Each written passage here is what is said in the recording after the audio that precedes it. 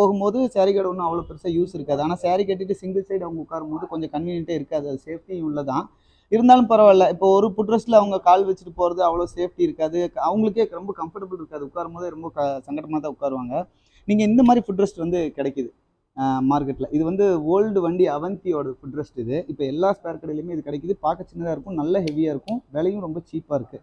இது உங்கள் வண்டியில் நான் ஆட்டோமேட்டிக்காக பாருங்கள் இந்த இடத்துல ஃபிக்ஸ் பண்ணிடலாம்.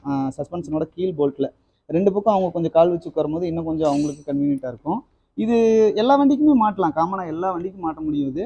அப்படி மாட்ட முடியாத வண்டி ஒரு வேளை சஸ்பென்ஷன் டைப் இந்த டைப் இல்லாத மோனோ டைப்பாக இருக்குது உங்களுதுலன்னு நீங்கள் யோசிச்சிங்கன்னா இதை வாங்கி விட்டு டிங்கர்கிட்ட கொடுத்தீங்கன்னா அவர் இதை ஃபிக்ஸ் பண்ணுற இடத்துல கரெக்டாக உங்களுக்கு ஃபிக்ஸ் பண்ணி கொடுத்துருவாரு. ஏன்னா ஃபோல்டும் பண்ணிக்கலாம். நீங்கள் தேவையில்லாத நேரத்தில் இதை ஃபோல்ட் பண்ணி வச்சுக்கலாம். இது அவங்களுக்கு பின்னாடி உட்கார லேடிஸ்க்கு ரொம்பவே யூஸாக இருக்கும். இதை ட்ரை பண்ணி பாருங்கள். மறுபடியும் சொல்கிறேன், இது அவந்தி ஃபுட்ரெஸ்ட். அவந்தி ஃபுட்ரெஸ்ட்னு கேட்டிங்கனாவே கிடைக்கும். ஓகே, யூஸ்ஃபுல்லாக இருந்திருக்கும்னு நினைக்கிறேன். இது மோட்டோ மெக்கானிக்ஸ். பை.